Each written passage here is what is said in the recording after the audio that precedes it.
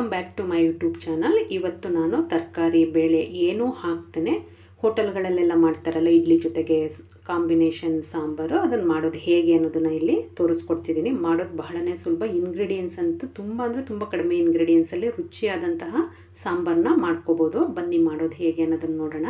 ಮೊದಲಿಗೆ ನಾನಿಲ್ಲಿ ಸಾಂಬಾರು ಮಾಡ್ತಿದ್ದೀನಲ್ಲ, ಅದಕ್ಕೆ ಕಾಂಬಿನೇಷನ್ ಇಡ್ಲಿ ಮಾಡ್ಕೊಳ್ತಿದ್ದೀನಿ. ಇಡ್ಲಿನ ಫಸ್ಟ್ ಇಟ್ಕೊಳ್ಳೋಣ. ಇಡ್ಲಿ ಬೇಯೋಷ್ಟರಲ್ಲಿ ನಮಗೆ ಸಾಂಬಾರು ಕೂಡ ರೆಡಿಯಾಗೋಗುತ್ತೆ. ಹಾಗಾಗಿ ಮೊದಲಿಗೆ ಇಡ್ಲಿ ಇಟ್ಕೊಳ್ತಾ ಇದ್ದೀನಿ. ನಾನು ನೋಡ್ತಿರ್ಬೋದು, ನಾನು ತಟ್ಟೆ ಇಡ್ಲಿ ಮಾಡ್ಕೊಳ್ತಿದ್ದೀನಿ. ಇಲ್ಲಿ ನೀವು ಯಾವ್ದು ಬೇಕಾದರೂ ನೀವು ಮಾಡ್ಕೋಬೋದು.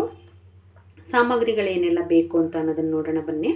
ಇದೆಲ್ಲ ಬಂದು ನಮಗೆ ಅದು ಕುಕ್ಕರ್ಗೆ ಕೂಗಿಸ್ಕೊಳ್ತೀನಿ. ಸಾಸಿವೆ ಜೀರಿಗೆ ಎಲ್ಲ ಬಂದು ಒಗ್ಗರಣೆಗೆ ಬೇಕಾಗಿರ್ತಕ್ಕಂಥ ಸಾಮಗ್ರಿಗಳು. ಇಲ್ಲಿ ಟೊಮೊಟೊ ನಾನು 3ರಿಂದ 4 ತೊಗೊಂಡಿದ್ದೀನಿ. ಹುಳಿ ಟೊಮೊಟೊ ತೊಗೊಂಡಿದ್ದೀನಿ. ಈರುಳ್ಳಿ 1 ದಪ್ಪತ್ತು ತೊಗೊಂಡಿದ್ದೀನಿ. ಮೀಡಿಯಮ್ದಾದರೆ 2 ತೊಗೊಳ್ಳಿ. ಹಸಿಮೆಣಸಿನ್ಕಾಯಿ 2 ತೊಗೊಂಡಿದ್ದೀನಿ, ಖಾರ ಇದೆ ಅದು ತುಂಬ. ಹಾಗೆ ಕರಿಬೇವು ಮತ್ತು 7ರಿಂದ 8 ಎಸಳು ಬೆಳ್ಳುಳ್ಳಿ ತೊಗೊಂಡಿದ್ದೀನಿ. ಒಗ್ಗರಣೆಗೆ ಬಂದು ಸಾಸಿವೆ ಜೀರಿಗೆ ಈರುಳ್ಳಿ ಬೆಳ್ಳುಳ್ಳಿ. ಮಸಾಲ ಪೌಡ್ರುಗಳು ಬಂದು ಸಾಂಬಾರು ಪೌಡ್ರು, ಧನಿಯಾ ಪೌಡ್ರು, ಹಾಗೆಯೇ ಅರಿಶಿಣದ ಪುಡಿ. ಬಟ್ಲಲ್ಲಿದೆಯಲ್ಲ ಅದು ಬಂದು ಕಡಲೆ ಹಿಟ್ಟು. ನಮಗೆ ತಿಕ್ನೆಸ್ಸಿಗೋಸ್ಕರ ನಾನು ಅದನ್ನು ಬಳಸ್ಕೊಳ್ತಾ ಇದ್ದೀನಿ. ಬೇಳೆ ಏನು ಯೂಸ್ ಮಾಡ್ತಿಲ್ವಲ್ಲ, ಹಾಗಾಗಿ ಇದಿಷ್ಟು ಸಾಮಗ್ರಿಗಳಿದ್ರೆ ಸಾಂಬಾರು ಮಾಡೋದು ಬಹಳನೇ ಸುಲಭ. ಬನ್ನಿ ಮಾಡೋದು ಹೇಗೆ ಅಂತ ಅಂದ್ಬಿಟ್ಟು ತೋರಿಸ್ತೀನಿ. ಮೊದಲಿಗೆ ಒಂದು ಕುಕ್ಕರಿಗೆ ಟೊಮೊಟೊ, ಈರುಳ್ಳಿ, ಬೆಳ್ಳುಳ್ಳಿ, ಕರಿಬೇವು, ಹಸಿಮೆಣಸಿನ್ಕಾಯಿ ಎಲ್ಲವನ್ನು ಸೇರಿಸ್ಕೊಳ್ಳಿ. ಅದ್ರ ಜೊತೆಗೆ ಏನು ಮಸಾಲೆ ಪೌಡ್ರುಗಳು ಇಟ್ಕೊಂಡಿದ್ವಿ ಅದನ್ನು ಕೂಡ ಈ ಒಂದು ಟೈಮಲ್ಲಿ ನಾವು ಸೇರಿಸ್ಕೊಳ್ಬೇಕಾಗತ್ತೆ. ನೋಡ್ತಿರ್ಬೋದು, ಒಟ್ಟಿಗೆ ಹಾಕ್ಕೊಂಬಿಡೋಣ ಎಲ್ಲವನ್ನು ಹಾಕಿ ಜೀರಿಗೆ 1 ಸ್ಪೂನ್ ಸೇರಿಸ್ಕೊಳ್ಬೇಕಾಗುತ್ತೆ. ಹಾಗೆಯೇ ಒಂದು ಅರ್ಧಕ್ಕಿಂತ ಜಾಸ್ತಿ ನೀರು ಲೋಟದಲ್ಲಿ. ನೀರು ತುಂಬ ಹಾಕ್ಕೊಳ್ಳೋಕ್ಕೆ ಹೋಗಬೇಡಿ. ವಿಷಲ್ ಬಂದಾಗ ವಿಷಲಲ್ಲಿ ನೀರು ಹೋದರೆ ಸಾಂಬಾರು ಅಷ್ಟು ರುಚಿ ಬರಲ್ಲ. ಹಾಗಾಗಿ ಸ್ವಲ್ಪ ಕಡಿಮೆನೇ ನೀರನ್ನ ಸೇರಿಸ್ಕೊಳ್ಳಿ. ಅಲ್ಲಿ ಬೇಯೋ ಅಂಥದ್ದು ಏನಿಲ್ಲ. ಹಾಗಾಗಿ ಇದು 2 ವಿಷಲ್ ಬರಬೇಕು.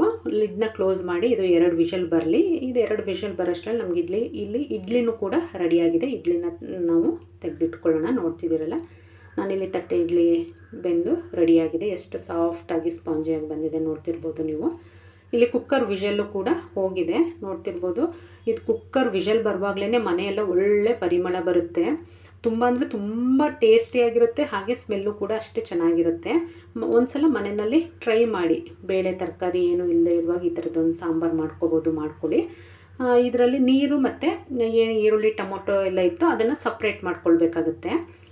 ಅದನ್ನು ತಣ್ಣಗಾಗ್ಲಿಕ್ಕೆ ಬಿಟ್ಟು ಆನಂತರ ಅದನ್ನು ರುಬ್ಕೊಳ್ಬೇಕಾಗುತ್ತೆ. ನೋಡ್ತಿದ್ದೀರಲ್ಲ, ಇದಿಷ್ಟಾಗಿದೆ ಬೆಂದು. ಇದನ್ನು ತಣ್ಣಗಾಗ್ಲಿಕ್ಕೆ ಬಿಟ್ಟು ರುಬ್ಕೋಬೇಕು. ಇಲ್ಲಿ ಯಾವುದೇ ಬೇಳೆ ತರಕಾರಿ ಏನನ್ನೂ ಯೂಸ್ ಮಾಡ್ತಿಲ್ಲ. ಬಟ್ ಸಾಂಬಾರು ಮಾತ್ರ ರುಚಿ ತುಂಬ ಚೆನ್ನಾಗಾಗುತ್ತೆ. ಮಾಡ್ಕೊಳ್ಳಿ. ಇದನ್ನು ಅನ್ನ ಚಪಾತಿ ಜೊತೆಲೂ ಕೊಡ್ತಾರೆ ಹೋಟೆಲಲ್ಲಾದರೆ, ದೋಸೆ ಇಡ್ಲಿ ಎಲ್ಲದಕ್ಕೂ ಕೊಡ್ತಾರೆ ಹೋಟೆಲಲ್ಲಿ. ನಿಮ್ಮ ಅನುಕೂಲಕ್ಕೆ ನೀವು ಕಾಂಬಿನೇಷನ್ ಆಗಿ ತೊಗೋಬೋದು. ಇಲ್ಲಿ ನೀವು ಸಾಂಬಾರು ಮಾಡ್ತಕ್ಕಂಥ ಪಾತ್ರೆಗೆ 2 ಸ್ಪೂನ್ ಎಣ್ಣೆ ಹಾಕ್ಕೊಳ್ಳಿ. ಎಣ್ಣೆ ಕಾದ ನಂತರ ಸಾಸಿವೆ ಜೀರಿಗೆ ಈರುಳ್ಳಿ ಬೆಳ್ಳುಳ್ಳಿ ಎಲ್ಲವನ್ನು ಸೇರಿಸ್ಕೊಂಡು, ಈರುಳ್ಳಿ ಒಂದು ಸ್ವಲ್ಪ ಫ್ರೈ ಆದಮೇಲೆ ಅದಕ್ಕೆ ಏನು ರುಬ್ಬಿಟ್ಕೊಂಡಿದ್ವಿ ಮಸಾಲೆ ಅದನ್ನು ಸೇರಿಸ್ಕೊಳ್ಬೇಕಾಗುತ್ತೆ. ನೋಡ್ತಿದ್ದೀರಲ್ಲ, ನುಣ್ಣಗೆ ರುಬ್ಬಿರ್ತಕ್ಕಂಥ ಮಸಾಲೆ.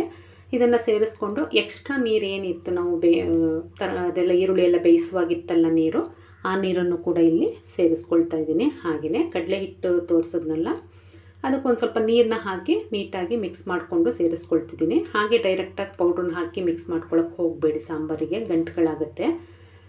ಸಾಂಬಾರು ಕುದಿಯುವಾಗ ರುಚಿಗೆ ತಕ್ಕಷ್ಟು ಉಪ್ಪು, ಕೊತ್ತಂಬರಿ, ಕರಿಬೇವು ಹಾಕಿ ಮತ್ತೆ ಒಂದು ಕುದಿ ಕುದಿಸಿ ಲಾಸ್ಟಲ್ಲಿ 1 ಸ್ಪೂನು ಬೆಲ್ಲದ ಪುಡಿನ ನಾನಿಲ್ಲಿ ಸೇರಿಸ್ಕೊಳ್ತಾ ಇದ್ದೀನಿ. ಹುಣಸೆ ಹಣ್ಣು ಏನು ಅವಶ್ಯಕತೆ ಇಲ್ಲ, ಹುಳಿ ಟೊಮೊಟೊ ತೊಗೊಂಡಿರೋದ್ರಿಂದ. ನೀವೇನಾದರೂ ಜಾಮೂನ್ ಟೊಮೊಟೊ ತೊಗೊಳ್ಳೋದಾದರೆ ಒಂದು ಸ್ವಲ್ಪ ಹುಣಸೆ ಹುಳಿನ ಲಾಸ್ಟಲ್ಲಿ ನೀವು ಸೇರಿಸ್ಕೊಳ್ಬೇಕಾಗುತ್ತೆ. ಇಲ್ಲಿ ಟೊಮೊಟೊನೇ ತುಂಬ ಹುಳಿ ಇರೋದ್ರಿಂದ ನಾನು ಹುಣಸೆ ಹುಳಿ ಏನು ತೊಗೊಂಡಿಲ್ಲ. ನೋಡ್ತಿರ್ಬೋದು, ಸಾಂಬಾರು ರೆಡಿಯಾಗೋಯ್ತು. ಕಲ್ಲರ್ ಆಗ್ಬೋದು, ಸ್ಮೆಲ್ಲು ತುಂಬ ಚೆನ್ನಾಗಿರುತ್ತೆ. ಹೋಟೆಲಲ್ಲೆಲ್ಲ ತಿಂತೀರಾ, ಹೇಗೆ ಮಾಡೋದು ಅಂತ ಗೊತ್ತಿರಲ್ಲ. ಅದನ್ನು ನಾನಿಲ್ಲಿ ತುಂಬ ಸುಲಭವಾಗಿ ಮಾಡಿ ತೋರಿಸ್ತಿದ್ದೀನಿ. ಮಾಡ್ಕೋಬೋದು. ಎಷ್ಟೇ ಜನ ಇದ್ರೂ ಇದನ್ನು ಮಾಡ್ಬೋದು. ಟೇಸ್ಟಲ್ಲಿ ಏನು ಸ್ವಲ್ಪನೂ ಚೇಂಜ್ ಆಗಲ್ಲ. ನೋಡ್ತಿದ್ದೀರಲ್ಲ, ನಾನಿಲ್ಲಿ ಇಡ್ಲಿ ಜೊತೆಗೆ ಸಾಂಬಾರು ಹಾಗೆ ಬೆಣ್ಣೆ ಹಾಕಿ ಸರ್ವ್ ಮಾಡ್ಕೊಳ್ತಾ ಇದ್ದೀನಿ.